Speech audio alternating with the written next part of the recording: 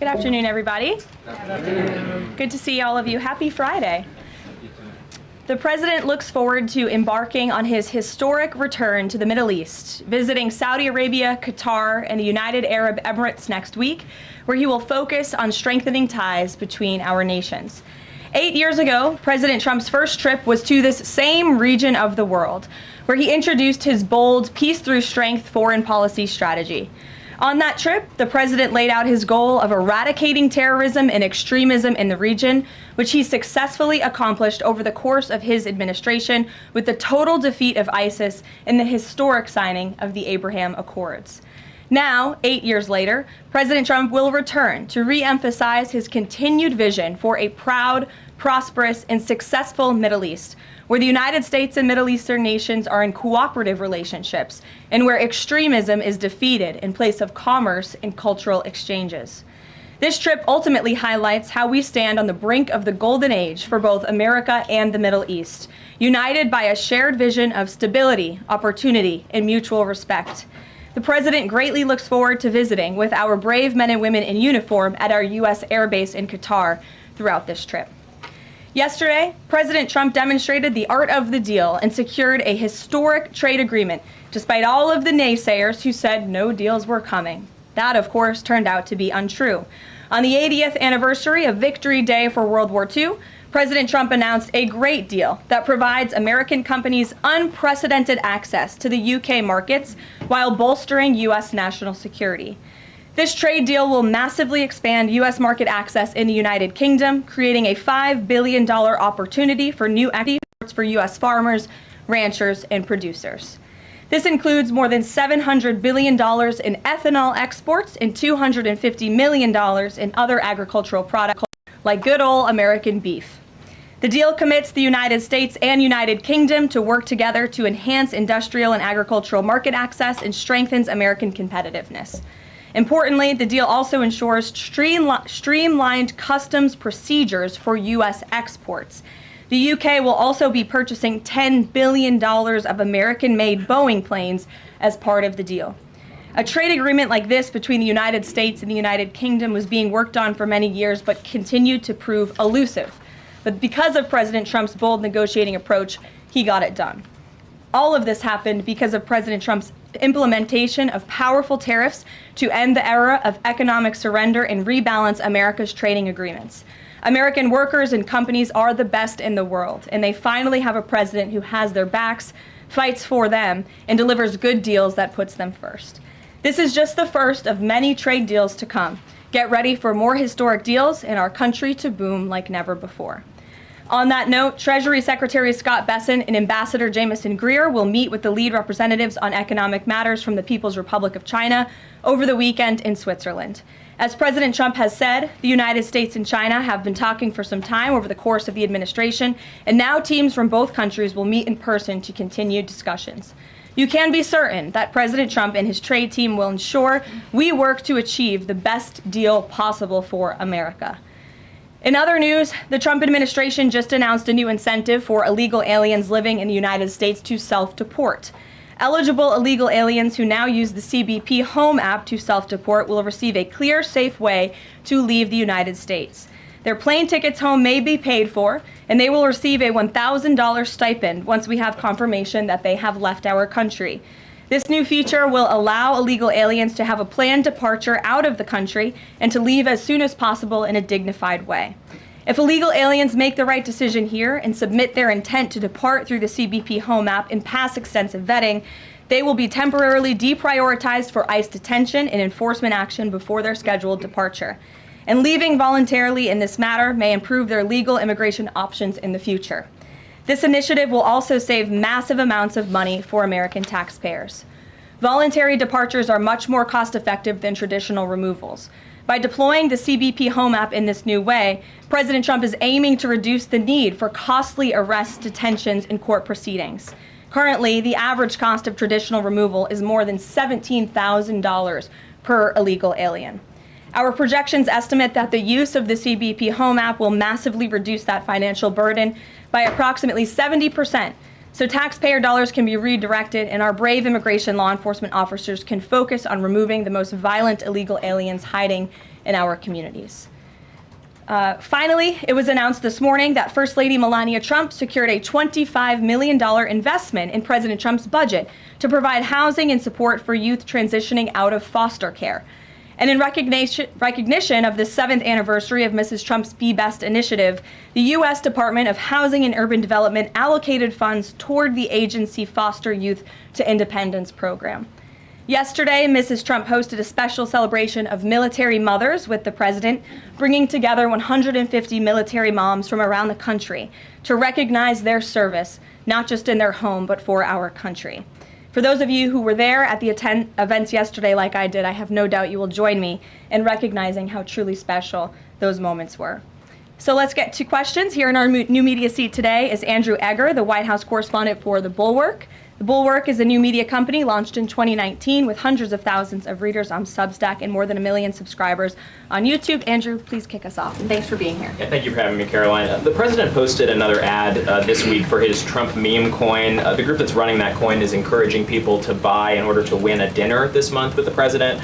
Why is the president planning to attend a dinner for the top investors in his coin? Look, the president is abiding by all conflict of interest laws. The president has been incredibly transparent with his own personal financial obligations throughout the years. The president is a successful businessman, and I think, frankly, it's one of the many reasons that people reelected him back to this office. There are at least some people who are buying this coin who seem to view it as an opportunity to influence the president's views. There was a logistics company this week that said they would buy $20 million in the coin in order to advocate for free trade between the U.S. and Mexico. If buyers are buying for that reason, are they wasting their money? Look, I can assure you the president acts with only the interests of the American public in mind, putting our country first and doing what's best for our country, full stop. That's his intention, and that's what he's focused on. Kristi, good to see you here today. Welcome back. Caroline. Thank you. Glad to be back. So on those China talks, what does President Trump expect to come out of those talks? And is he going to be disappointed if his team can't secure a deal? Well, look, the president is very confident in his Secretary of Treasury, Scott Bessent, and of course, Ambassador Jamieson Greer, who has played an instrumental role in all of these trade negotiations as well.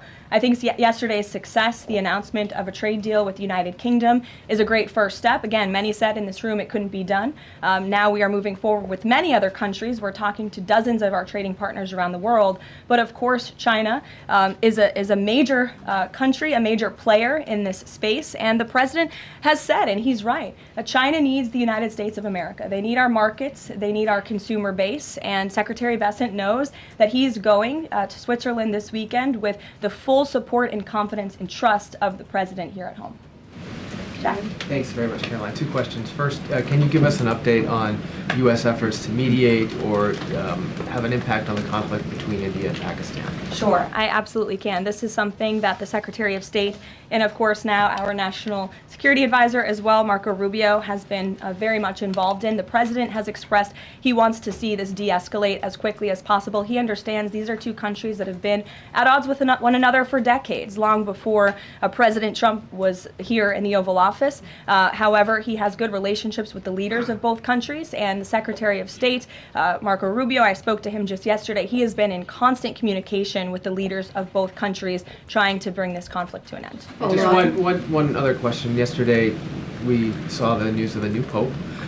Before Pope Leo became Pope Leo, there were some critical comments that he made about President Trump and about Vice President Vance on his then X account. Does the White House have any reaction to those comments? The president made his reaction to Pope Leo's announcement yesterday very clear. He is very proud to have an American Pope. I think it was a surprise to everyone. I saw the news media was surprised to report on that yesterday, but it's a great thing for the United States of America and for the world, and we are praying for him. Thanks, Caroline. The president has been pretty firm on keeping these 145% tariffs in place on Chinese imports. Today, via Truth Social, he said that he'd be possibly open to lowering those to 80%. Why the change, and how did the president land on 80? The president still remains with his position that he is not going to unilaterally bring down tariffs on China. We need to see concessions from them as well. And again, that's part of the reason that Secretary Bessent is going to talk to his Chinese counterparts this weekend to start those discussions in person. As for the 80% number, that was a number the president threw out there, and we'll see what happens this weekend. And always in the effort of transparency, I'm sure you'll hear directly from the Treasury Secretary or the president after those negotiations conclude. Jackie. Thank you, Caroline. Why did the White House announce this deal with the UK before all of the details were finished? That's not true, actually. I saw the fact sheet. I saw the deal as well before the president brought all of you in the Oval Office in the effort of transparency. You had the president and the prime minister on the phone talking to all of you directly about how this was a great deal, a phenomenal deal, and discussions will continue. But as I spoke to our ambassador Greer yesterday, this is how trade deals work. You set an initial agreement, you set the framework, you set up the deal, and then of course, T's have to be crossed and I's have to be dotted, but this deal is a good deal, and the numbers are determined, and all of the market access that I just discussed will remain. Does that mean that the 10% baseline is going to still be there at the end when all of the other details are ironed out? The president is committed to the 10% baseline tariff, not just for the United Kingdom, but for his trade negotiations with all other countries as well. Permanently, even after the deals are done, like that is going to remain. The president is determined to continue with that 10% baseline tariff. I just spoke to him about it earlier. Stephen. Thank you, Caroline. I'd like to ask about New York and about a personnel matter. On New York, the mayor, Eric Adams, is here today. Could you tell us anything more about the visit, who initiated it, what they're talking about? And also, is there any comment from the White House on the air traffic control issues in Newark? All I will say on Mayor Eric Adams is that he requested a meeting with the president, and the president was willing to take it. If the president wishes to discuss his private meeting afterwards, I will let him do that himself. Yes, I'm glad you asked about the FAA. There was a glitch in the system this morning, especially at Newark Airport. As you all know, I spoke to the Department of Transportation. That glitch was caused by the same telecoms and software issues that were raised last week. Everything went back online after the brief outage, and there was no operational impact. DOT and the FAA are working to address this technical issue tonight to prevent further outages, as well as install new fiber from Newark Airport to Philadelphia. And the goal is to have the totality of this work done by the end of the summer. I want to add that this outage at Newark Airport speaks to why the Secretary of Transportation yesterday made a massive announcement in investing in our aviation safety and our telecom system. There's a 4-part infrastructure plan that was released by the Secretary of Transportation yesterday to improve communication, surveillance, automation, and their facilities.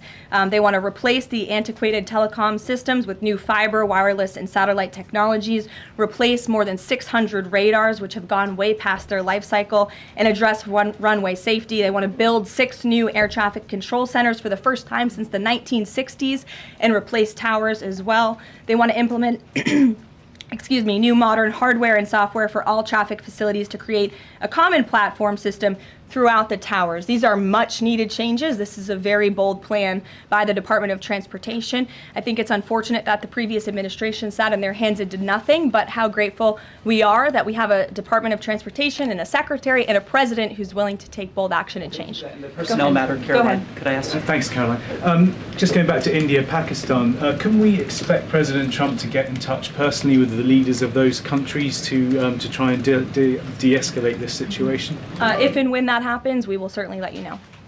Natalie. Thanks, Caroline. Sure. I have a question about the Middle East trip. Will any of the president's family members, like including Don Jr., Eric, or Jared Kushner, be joining him on the trip?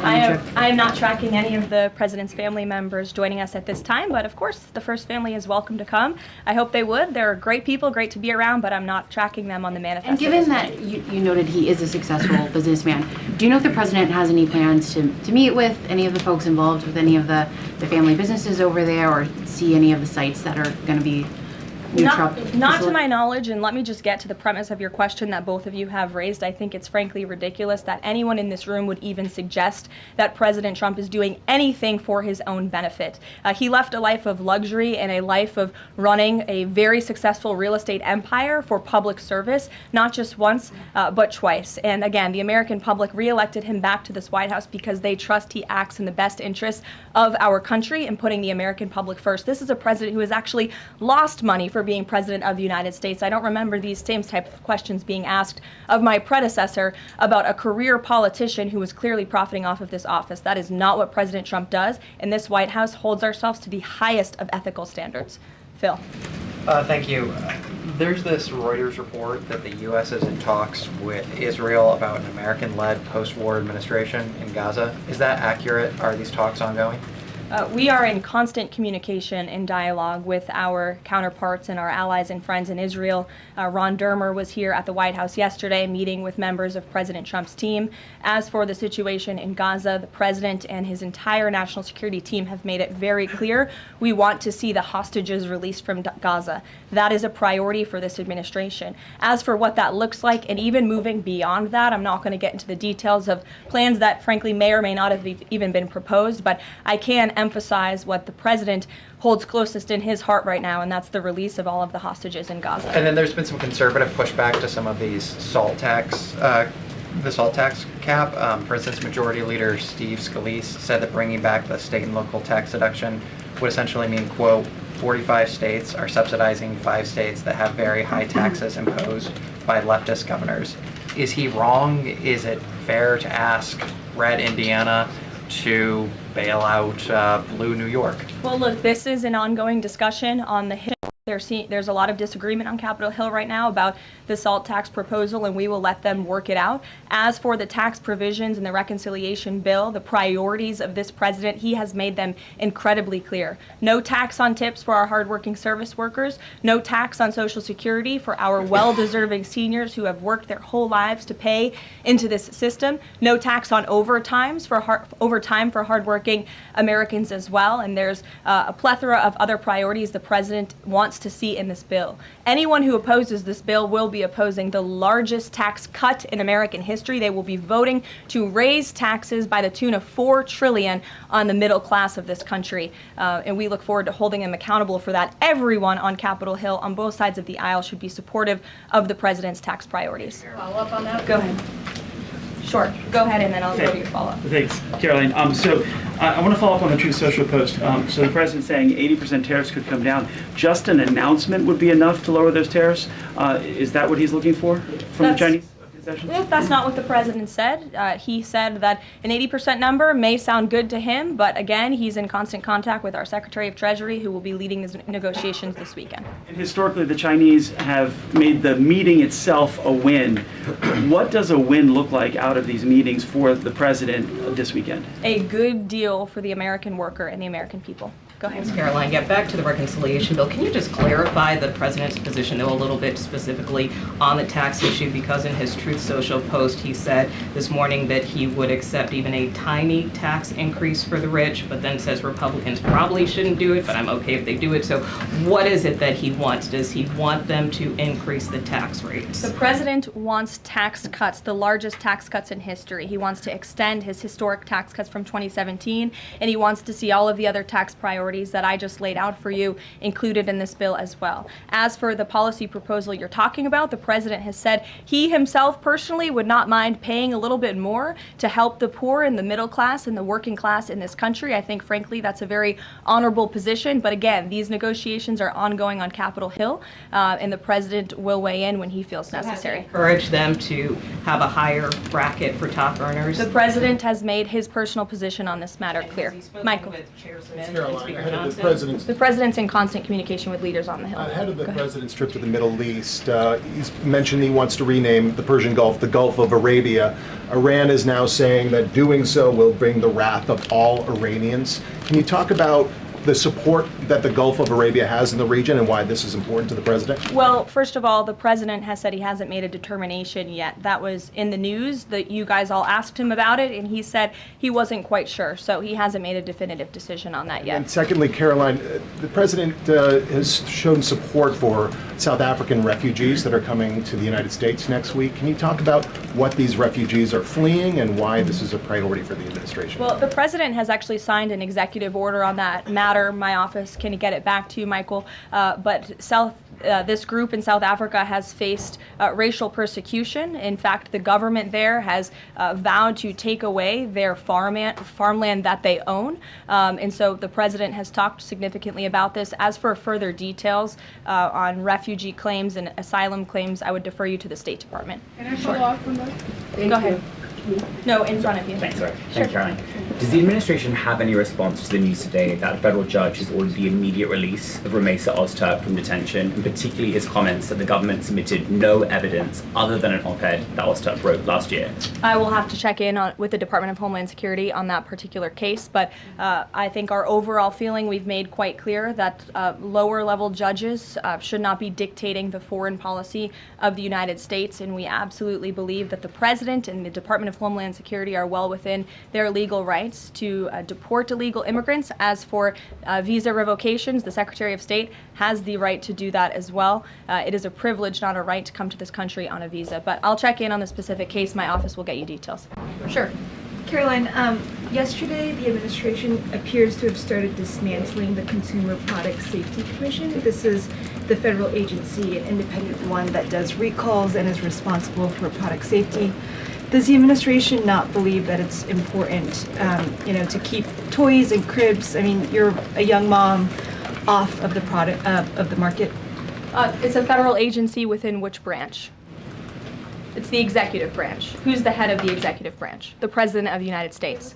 Created by Congress. He has the right to fire people within the executive branch. It's a pretty simple answer. Francesca. Thanks. One foreign policy one and then a domestic policy thing, if I could. As far as the president's trip goes next week, is he planning to meet with the FIFA president in either Saudi Arabia or Qatar? And if so, could you give us some more details about that? The president has quite a few meetings with many people when he is there. We can certainly check at the itinerary and let you know if the FIFA president will be there next week. Frankly, I'm not quite sure, but we can certainly get you an answer. As you know, the president attended a FIFA task force meeting at the White House this week. And on the domestic front, could you explain why the FEMA administrator was removed from his position this week? Look, this is a personnel matter in regards to the Department of Homeland Security, but my understanding is that this individual testified saying something that was contrary to what the president believes and the goals of this administration in regards to FEMA policy. And so, of course, we want to make sure that people in every position are advancing the administration's goals. But as for specifics, I defer you to the Department of Homeland Security. We leave it up to our great cabinet secretaries when it comes to personnel matters. Sure, in the back. Thank you. Aid hasn't gone into Gaza in 10 weeks. Israel says that this is a policy to pressure Hamas in the negotiations, the ceasefire negotiations. Is this a policy that this administration supports? The president answered this week. He said that he wants to ensure that aid can get into Gaza, but we have to do it in a responsible way to ensure it doesn't end up in the hands of terrorists. So this is something the administration is actively working on, and when we have a policy to announce on this definitively, we can certainly let you know. Can you talk about this effort for the U.S. to take over the distribution of aid in Gaza, to exclude Israel, but also international organizations said this effort militarizes aid? I would reject that characterization by whatever groups you are citing. Kelly. Caroline, thank you. I want to get back to the First Lady Melania Trump dealing with foster children. That's an important component in American life to see what happens to the future of our children, particularly in foster care. Can you explain the significance of this development between the First Lady and the housing and urban development? Yes, absolutely. It's millions of dollars that will go into a program that helps these children transition out of foster care to have productive and positive lives. And I'd like to share a personal story since you asked if I may. I hope the First Lady won't mind. I was at an event in Florida last year, and I was approached by a gentleman who was a foster dad, and he had taken in I think it was 6 or 7 foster children. And he spoke to me. He had recognized me in my work for President Trump's campaign at the time. And the little boy who was with him talked about the personal relationship that he had with First Lady Melania Trump. And the conversation she had had with him and how she really encouraged him to be the best that he could be during her first term here at the White House, and how even after she and President Trump left the White House, she kept in very close touch with this young foster child. It was a touching moment that I will never forget, and it speaks to the heart of this First Lady and the great work that she is doing for foster children. And this is certainly a very big announcement that I know our Secretary of Housing and Urban Development is in particular very excited about, and we can certainly get you all the details on that program. John. Thanks a lot, Caroline. I want to ask you about the trade deal that the president announced yesterday with the UK as it relates to the auto sector. Sure. The trade group that represents the big three here in the U.S. believes that it may put the big three automakers at a competitive disadvantage. What the trade group says is that it will now be cheaper to import a UK vehicle with very little American content than a USMCA compliant vehicle imported from Mexico or Canada with just 50% American content. What's your response to that criticism coming from this trade group? Well, first of all, let's be clear about what the deal does. It sets a 10% rate on auto imports for the first 100 cars that are imported into the United States. 100,000 cars, thank you. That would be very few cars. 100,000 cars imported from the United Kingdom. After 100,000 vehicles, it goes back up to a 25% tariff.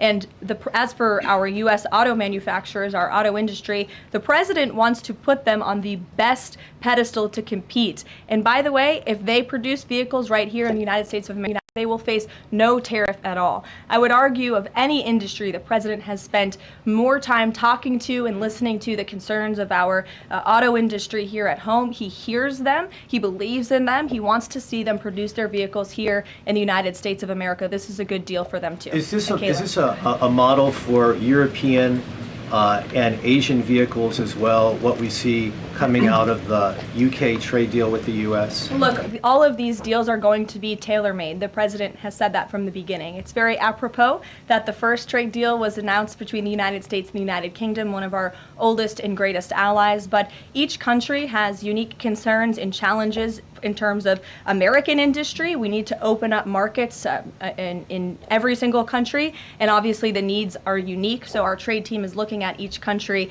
and the advantages that we can pursue for American industries and American workers. Sure. Happy early Mother's Day. Oh, thank you. The president said yesterday that he would be speaking with Zelensky shortly. Did that call happen yesterday, or do we expect that to happen in the near term? The call happened yesterday. President Zelensky called the president to tell him that the critical minerals deal had passed the parliament in Ukraine. I talked to the president about that call. He said it was very good and productive, and of course the critical minerals deal is great for Ukraine, but also of course for the United States of America and our taxpayers here. It was a good call, and they also spoke about, of course, this ceasefire that the president proposed, the 30-day ceasefire between Russia and Ukraine, which we know Europe is on board with, and we hope both countries will agree to. So next week, do we expect President Putin, is there any chance that he could meet with Trump while he's in the region? The president answered this yesterday. Not going to happen. Question on ceasefire. Has he got any reaction from Zelensky or Putin on the proposal for ceasefire? Is he satisfied by the reaction to that proposal? Not to my knowledge, but certainly if there is a reaction and updates, I'm sure you'll hear directly from the president. Question, the president fired the Librarian of Congress. Why did he choose to do that? We felt she did not fit the needs of the American people. There were quite concerning things that she had done at the Library of Congress in the pursuit of DEI and putting inappropriate books in the library for children, and we don't believe that she was serving the interests of the American taxpayer well, so she has been removed from her position, and the president is well within his rights to do that. John.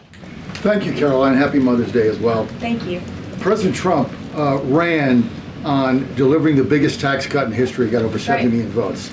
Right now, you got a handful of obstructionists in the Republican conference that are saying they're not going to go along with his tax cut package. You just said those that don't will be held accountable. What is your description of being held accountable? Well, look, I think they'll be held accountable by the voters in their respective districts if they choose to vote for a tax hike to the tune of $4 trillion, which would raise taxes to thousands of dollars per household in this country. The president has great political instincts. That's why he's back in the Oval Office, and Capitol Hill should follow his lead. As for the president, speaking of him, he will be signing executive orders later this afternoon. We are happy to provide more information on those executive orders if you wish. Thank you for the Mother's Day wishes, and happy Mother's Day to all of the moms in the room. And don't forget to call your mom this Sunday. We'll see you guys later. Have a good weekend.